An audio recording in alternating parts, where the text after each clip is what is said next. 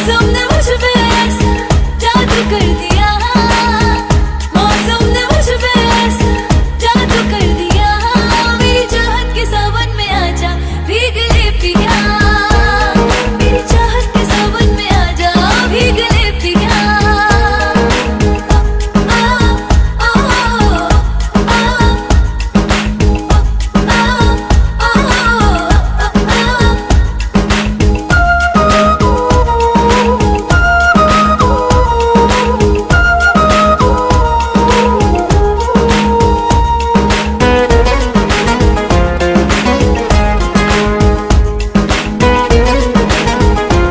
Thank you.